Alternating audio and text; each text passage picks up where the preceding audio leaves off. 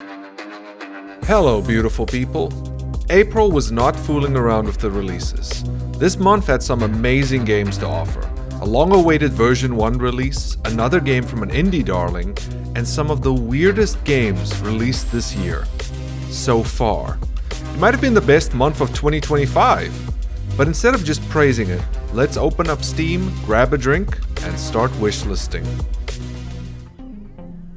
4 years in early access, and we finally get the amazing full release of Viscerafest in all its jib-filled glory. A retro-styled boomer shooter in style and name only. Viscerafest is the most intense game you'll play this side of driving into opposite traffic. Punch and shoot your way across a space station as you try and get enough cash to afford an engagement ring to your handsome boyfriend. You have to learn to be quick, on your feet, and how to approach enemies since bullets don't work on all of them, and they require a strong punch to be taken down. To add to the difficulty, ammo is scarce and should be used sparingly, making combat feel more like an intense puzzle than your average boomer shooter. You already know whether you enjoyed this kind of pain in your life. If you do, then Viscerafest is a must-play, and believe me, you're not alone. Bought the game since early access. Love it then, and love it even more now. High-speed movement, intense gunfight battles, even quite gory at times. What is there not to love for any FPS fans? Even though you have limited ammo capacity and most of the time you regain HP and armor back by gibbing and meleeing enemies, it's done way better than modern Doom, like Doom Eternal, because the momentum is always there and never slowing down to a cutscene. Game is punishing, it's hard and challenging. Unlike some modern games, it's the good kind of hard. Viscerafest is hard to describe honestly. You enter the game expecting a goofy over-the-top violent game, and you do get that, but you also get an insightful character study of the type of person that would perpetrate this kind of violence. I highly recommend anyone who's a fan of the shooter genre to pick it up. So it's not just a fun little FPS, but also an introspective drama. I needed those two combined for the longest time. What a ride, and what an adventure!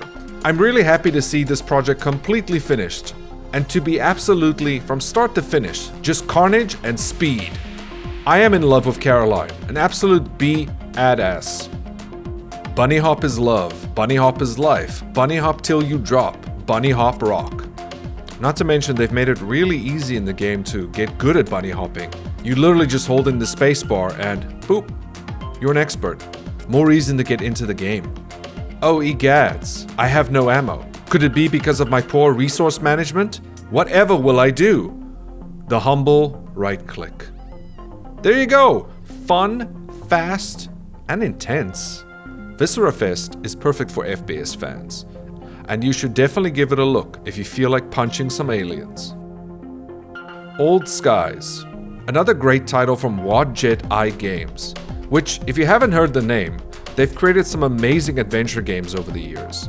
I highly recommend Unavowed. It has some of the best world building in any game out there. Old Skies is another in their long line of adventure titles. Travel through time as Fia Quinn, a time agent who takes travelers through history as they sightsee the past.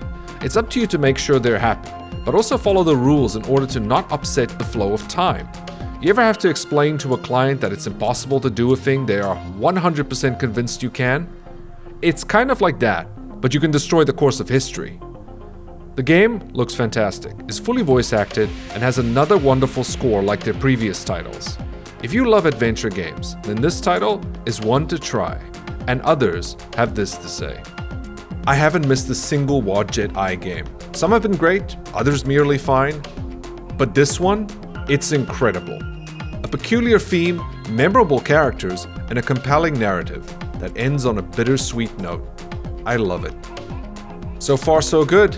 Brilliant game. Love the art and the graphics. Totally worth the money. Love most of Wadjet Eye's stuff.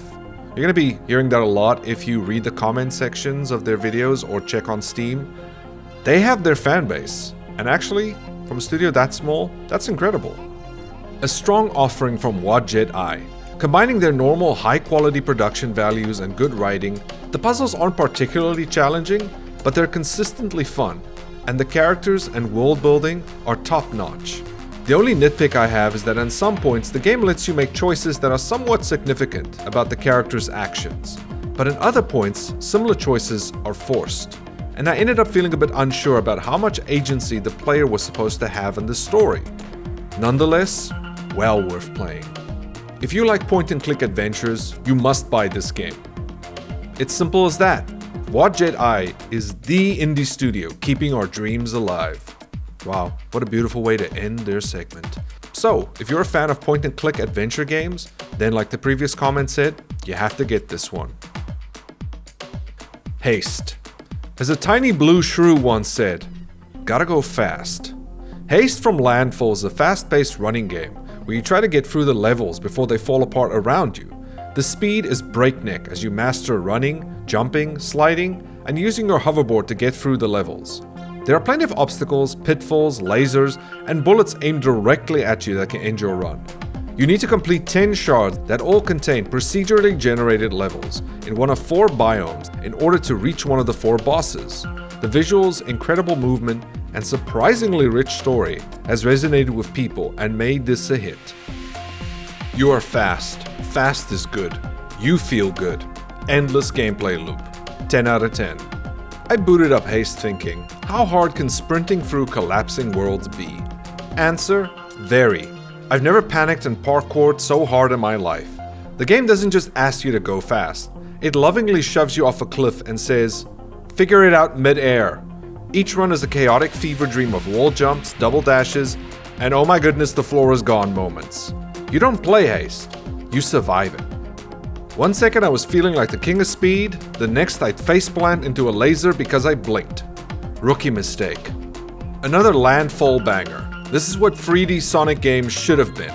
The feeling of going fast and hitting smooth jumps is awesome. By the way, Landfall made totally accurate battle simulator, so that's kind of a big jump in design here. Moving on. You know those ninjas that ran by the side of the car window when you're a kid? And your dad was flooring it trying to not get his head cut off by one of them? You play as those ninjas in this game. I think this is a review from something else, I might be confused here.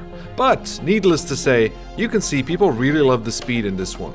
So far as to compare it to the Sonic games, which, long line of lacking titles there. But, if you like speed, fun, and exhilaration, check out Haste. Gnomes. Defend your garden from those horrible goblins. Gnomes is a tower defense game from Dystopian that asks the age-old question, how good is a gnome at wielding a knife? Build, farm, and set up defenses, but be careful, the goblins don't always play fair, so it's important to make sure you learn how to manipulate the environment to grow your economy as quickly as possible. You can pick from various guilds to play as, with all presenting different strategies, as your gnome starts with a different relic and has their own strengths and weaknesses. Gnomes is the perfect gnome-like that we need for our modern times, and the people have this to say. This game is a terrific tower defense game with roguelite and farming sim elements. I love how dynamic it is. I don't think I could go back to static lane tower defense again after this. I recommend it to anyone that has enough interest in the game to be checking reviews like these. Ooh, that's me. I check these reviews. And you, the person watching this video. Millions wear the hats. This game is much deeper than I had expected it to be, and poses a good challenge as well. For me, coming from Bloons Tower Defense 6, this provides a fresh and unique take on the tower defense game, as it is spun up as a roguelite. Plus, the gnome pixel graphics are quite charming. Such a nice and wholesome game. I love tending my gnome garden. And who knew goblin entrails make such great fertilizer? Yes, but can you live with the smell? Phenomenal. I did not just spend an hour going through Steam reviews looking for a gnome pun that actually made me laugh just so I could put it here and hopefully make you laugh as well. That did not happen. I promise. Gnomes is a game for real red-blooded gnomies. Noblins need not apply.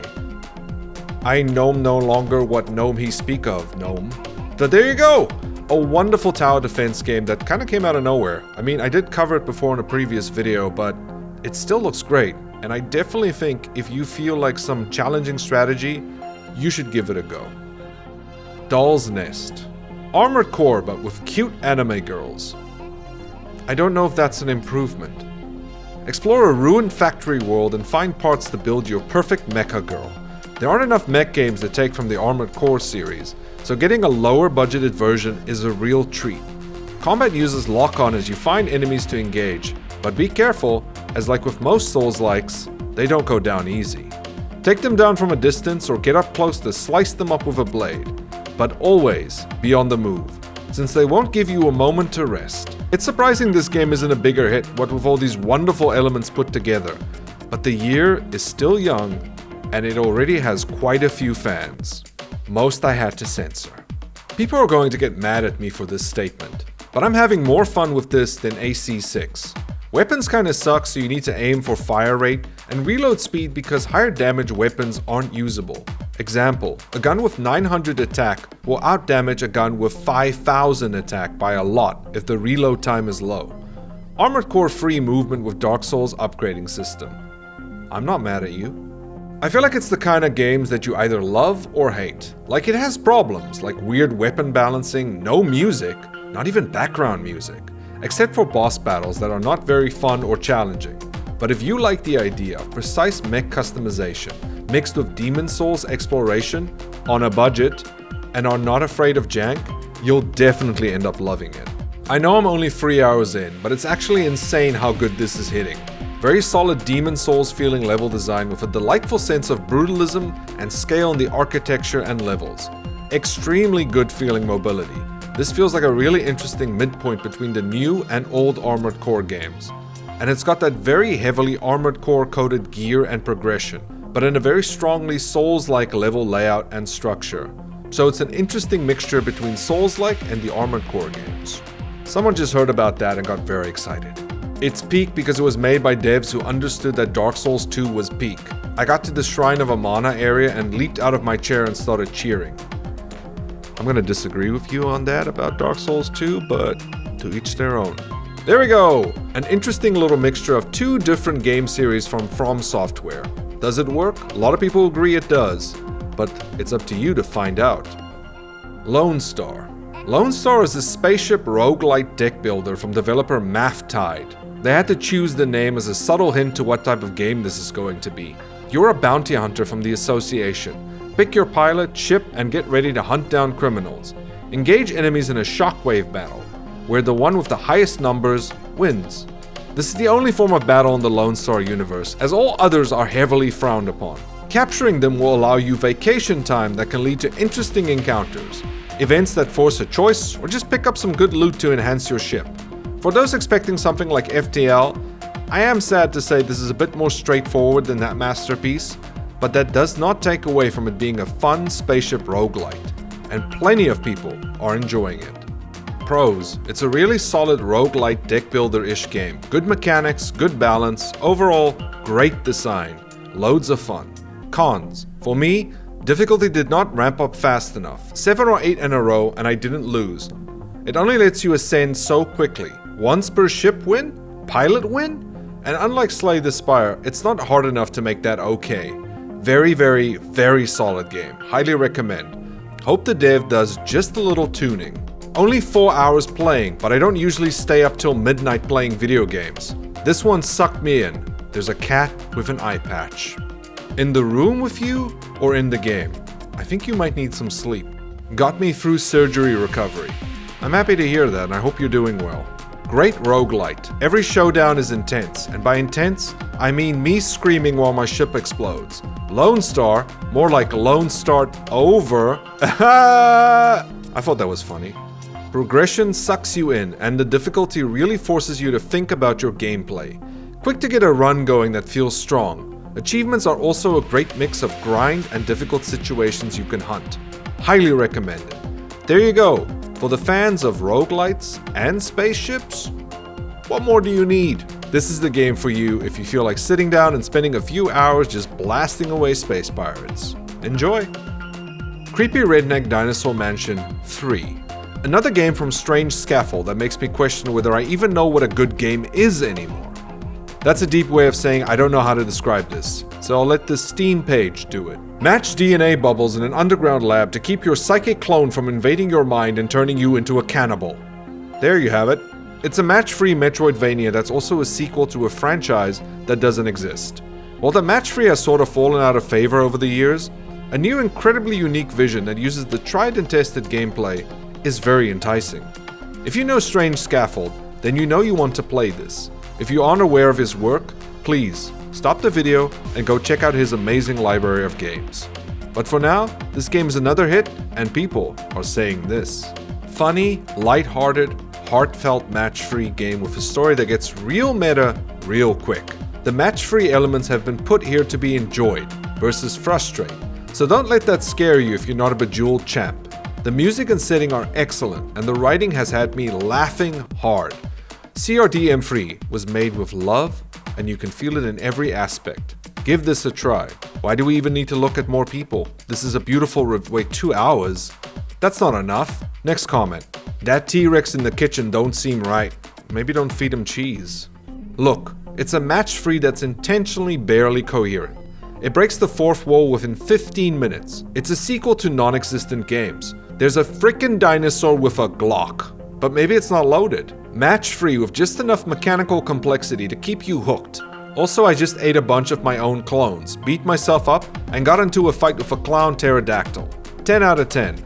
I guess I recommend this game, and I guess you should play it too if you feel like playing something a little strange but fun. Also, it's not that long of a game, so you could probably spend an afternoon to complete it, and trust me, you could spend that time doing something much worse. Like taxes. Promise Mascot Agency. Promise Mascot Agency from Kaizen Gameworks is a lot of things. Normal is not one of them. Become the owner of a mascot agency where mascots are not just people in costumes, but living, breathing creatures with their own wants and needs.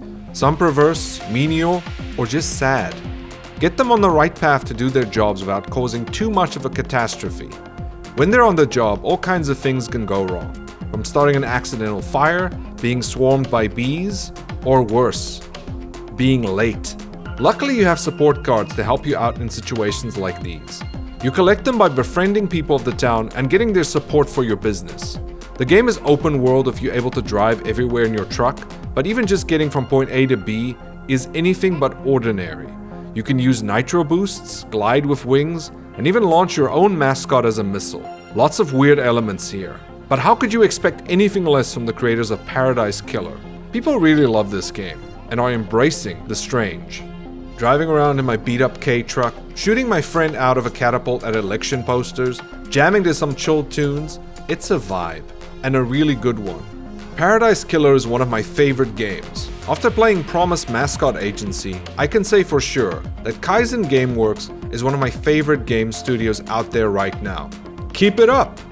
A great follow-up from Kaizen Gameworks. Weird, lovable characters, and you play a sentient Ki truck, basically. Looking forward to playing more of this one.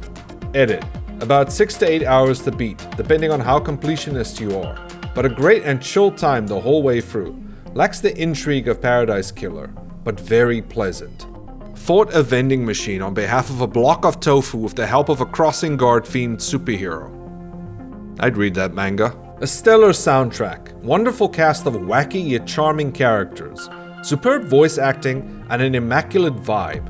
The open world mixed with management sim gameplay provides simple yet engaging gameplay loop. An absolute gem of a game. There you go. Weird, but surprisingly heartwarming and fun. So give it a go if you're a fan of Paradise Killer, their previous game, or just, I don't know, want to launch a mascot out of a cannon. I think I want to do that right now. Stygian, Outer Gods. A bit of Resident Evil 8, a dash of Pathologic, and a whole heaping bowl of Lovecraftian themes make up the disgusting dish that is Stygian, Outer Gods, from Mysterio Games. Stygian is a first-person survival RPG set in the Stygian universe. The last game in that world was Stygian Reign of the Old Gods, which was a turn-based party RPG, so this is something of a leap in design. You're stuck in the town of Kingsport, but not alone. Survive the villagers and other strange creatures crawling around. Explore the town while scrounging ammo, medicines, and some other secret relics that might give you some bonuses to help out. The game was released in early access and received a lot of praise, but also people have been complaining about how it runs, the frame rate, and some issues with the combat.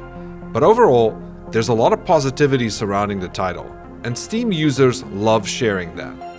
Combat needs a bit of work. On the other, it's supposed to be hard and kind of a last resort for us pitiful mortals. So you could say it enhances the Lovecraftian atmosphere. The game works more like a spooky Lovecraftian walking simulator with very minimal, mostly skippable combat. The story is intriguing, and I am looking forward to see how it unfolds with the new updates. For now, this is but a short introduction. Regarding the level design, I really liked how the game does not hold your hand in many situations. There are multiple solutions, different completion orders, and unlocks, etc. Before I picked up and played Stygian Outer Gods, I considered Dark Corners of the Earth to be the only true Lovecraftian computer game ever made. Now, I have another favorite in the genre. So if you're a fan of Lovecraft's work, or simply enjoy a good horror game, this one is definitely worth adding to your collection. I don't know if you've ever played Dark Corners of the Earth, but that game is brutal and will make you hurt. So perfect Lovecraftian game actually. An ode to some timeless classics in my opinion. Devs have had some exposure too long. Forget outings such as Clive Barker's Undying and Call of Cthulhu Dark Corners of the Earth. Nevertheless, well worth checking out. I've had a ball this far.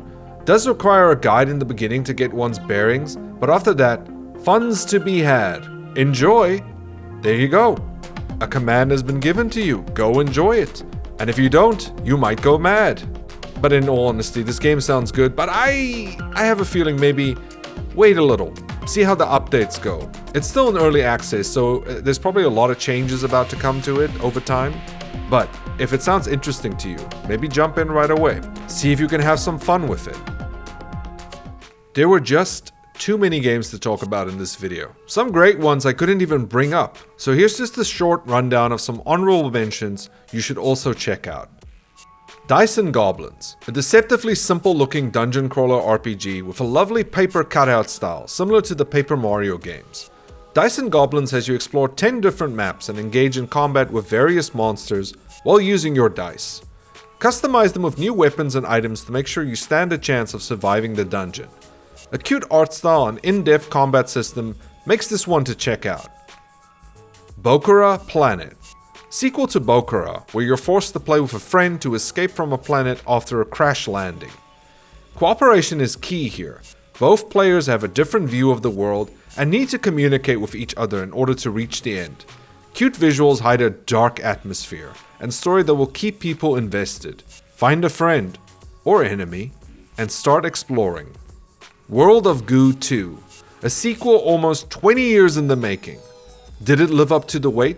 The people say, yes. Guide your goo balls to the exit, have them build structures, but make sure they can stand up to the physics of the goo. It's nice to see World of Goo get a sequel, and one that still maintains the best elements of the original. So give it a look if you feel like experiencing more strange, but fun puzzles. Tempopo. The developers of your favorite emotional support game, Unpacking, have made another gem. Tempopo is a rhythmic puzzle game. Think Lemmings, but on a sweet beat. Send out your Tempopo to collect the flowers needed to get home.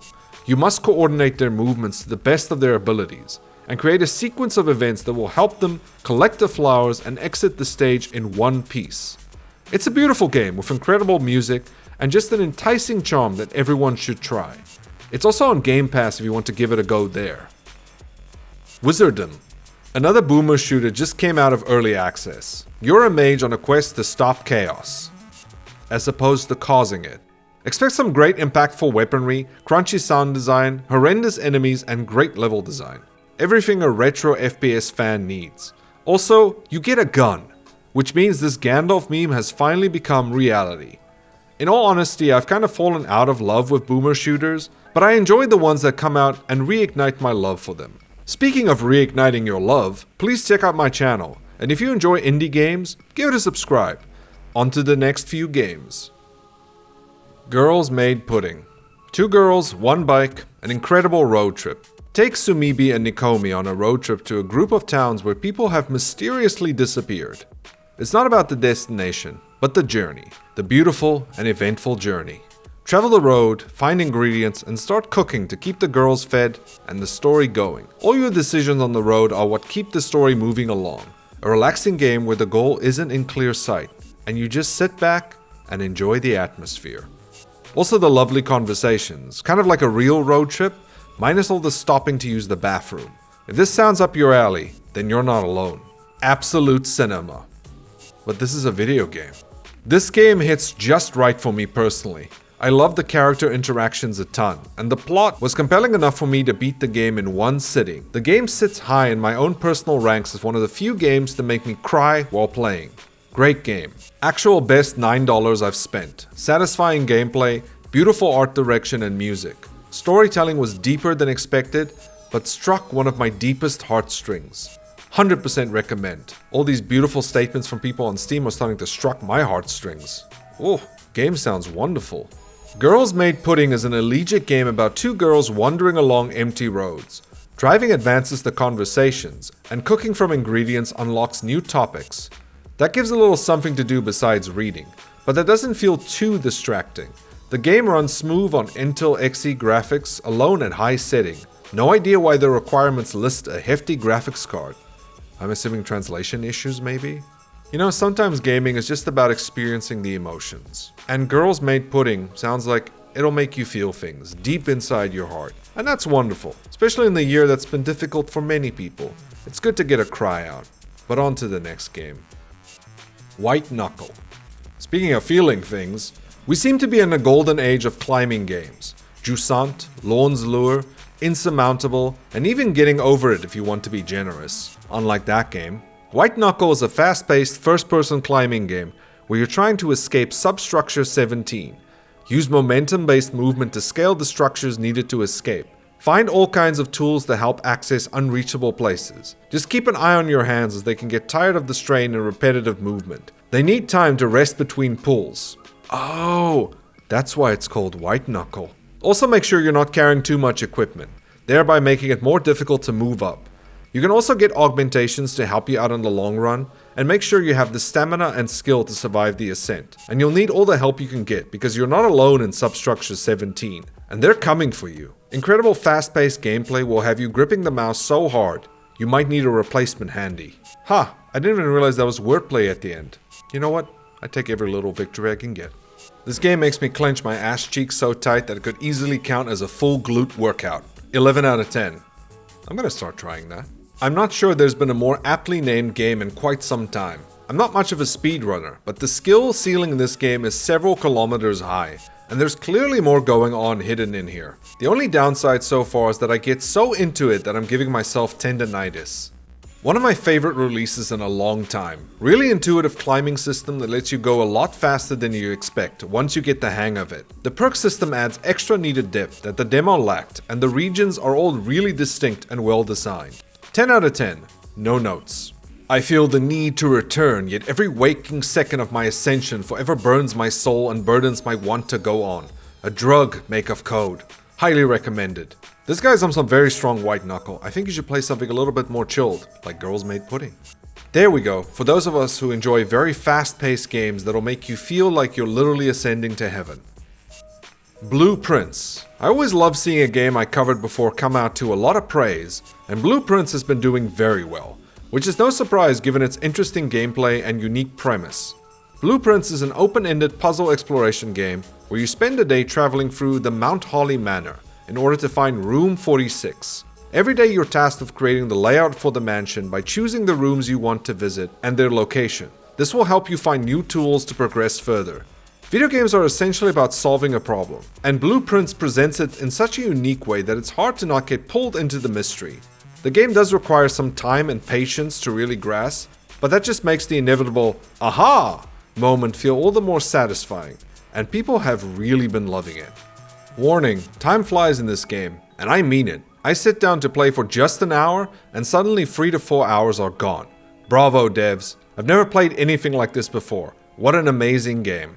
Some might look back on this game and say it has major flaws, but I want to compare it to something like The Witness. It's a one-of-a-kind experience that will likely never happen again. Even considering the flaws or infuriating moments that it can contain, if you are the kind to look up solutions to puzzle games, the roguelite aspect will be your break.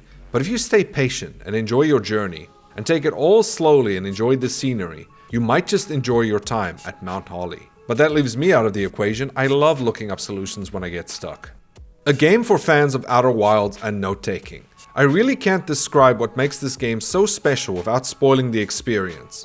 The game is incredibly interconnected and has layers upon layers. It rewards patience and those willing to dig deeper. I've put over 90 hours in the game and I still haven't uncovered all of its secrets. This game is packed! Puzzle games tend to be like 10 hours long max. This person's been playing for over 130 hours. That's impressive. If you think you're done with all the puzzles in the game, you're not. There's a deceptively large amount of puzzles hidden behind every single nook and cranny. This is a top contender for Game of the Year for me. A head scratcher through and through. It's exactly what I needed. There you go. For those of you looking for a challenge in the mental department, Blueprints is something to play. Crush the industry. Climb the corporate ladder and make it to the top of a cutthroat game studio. Let no one stand in your way and crush your enemies. See them driven before you. Hear the lamentation of HR. Basically, just imagine you're working at Ubisoft, but you release good games. Crush the Industry is another roguelite deck builder with an interesting and very out there pixel art style that showcases the madcap world of game design, and as you're going up the proverbial corporate ladder and surviving the journey. Good card management and planning will help you reach the top and make sure to take down the big boss, which in real life would lead to a lawsuit, but in this fantasy, it leads to satisfaction. Strange, madcap, and interesting. People agree. I waited for a full release to really play this game. Now that it's finally out of early access, I'm gonna give it my full attention.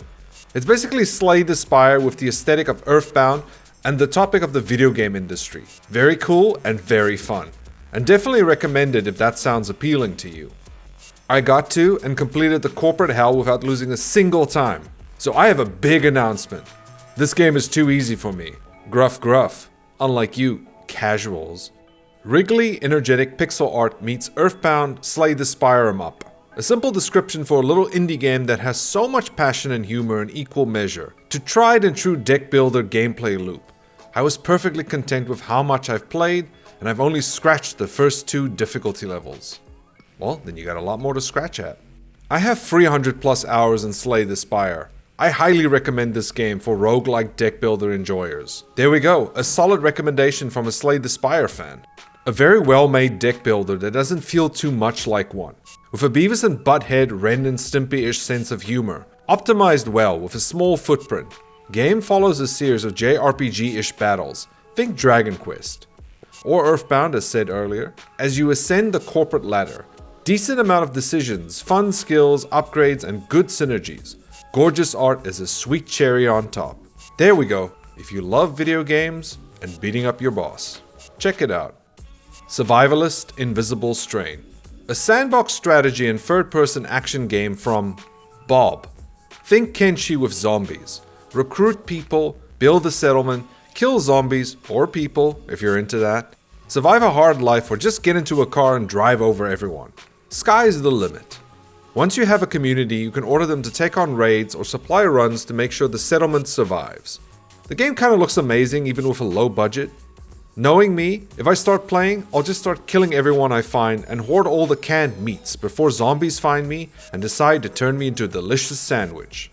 For fans of hardcore sandbox games, and they all agree. What a great survival game. One of the few games where you can actually recruit NPCs to your community and have them do all the tedious stuff, like chop wood, plant crops, build buildings, etc. Also one of the few games that allows you to infect your opponents with the zombie virus. Combat against zombies can be dicey when faced against multiple opponents, but one-on-one, they're easy. 1,000 hours in this game. Big fan, I assume. It's a fun game. It's come a long way since the original Survivalist and the first version. This is the best example of a labor of love, and it shows. It's fun, hard, and fussy in the best way this type of game can be. If that made sense to you, buy the game. You're the type that will enjoy it. This is a game I can get lost in for hours. I have to block off an entire Friday night or Saturday for it. On the surface, this game seems so simple, but there's quite a bit of depth to the strategy you choose. Also, the game is really hard at times and doesn't hold your hand. Good luck. Thanks man, appreciate it. Honestly, the offer definitely plays its own video game. Nothing else needs to be said. Such potential. Well, how do I beat that? Nothing else needs to be said. If you want a fun sandbox strategy game where you can even infect your opponents, Survivalist, The Invisible Strain is the game for you. Skin deep. Something unique for the people who feel like the rest of the game seemed a little too standard. Skin deep is an immersive sim where you're outnumbered, outgunned, maybe even outsmarted. Also, you have no shoes. No, this isn't Die Hard, but it will have you say, "Yippee-ki-yay, Mr. Falcon." You're stuck on a giant starship and pirates have taken over. It's up to you to save the crew, who also happen to be adorable cats, but that's not important right now. Sneak and fight your way through the ship at your own pace as you complete your tasks and try to stay alive. Just don't track too much blood on the floor. It's imported from Venus. Great open-ended gameplay, intense combat, and a sense of humor that would make anyone laugh. If they still have a heart. People are loving it and saying, perfect dopamine rush when you release a cat and it meows across the room. I'm really enjoying this game. It reminds me a lot of Prey 2017 in the best way, but with cats, so it's automatically better. I don't really agree with that, even though I love cats. My only major gripe, and it's a big one, is I wish you could save mid-mission. They can be quite long and it's a bit annoying to almost finish one and have to redo the entire thing because you tried to experiment a bit. My third lung cannot filter air vent dust, but can provide indefinite oxygen in the cold vacuum of space. The future is now. I don't know what any of that meant, but I want it. Blendo can do no wrong. This is painfully funny and an amazing game. Prey x Jazzpunk. Ooh, that's a game I haven't heard about in a while. After 8 years in development, I wasn't sure if it could live up to the anticipation.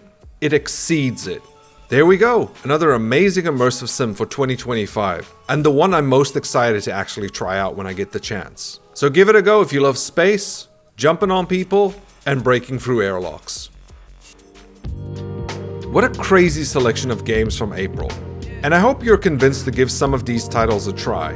Let me know if you've played any of them already, and what you thought about them, or if even I missed some good games you're enjoying. But, thank you for watching, I hope to see you all next time. Goodbye!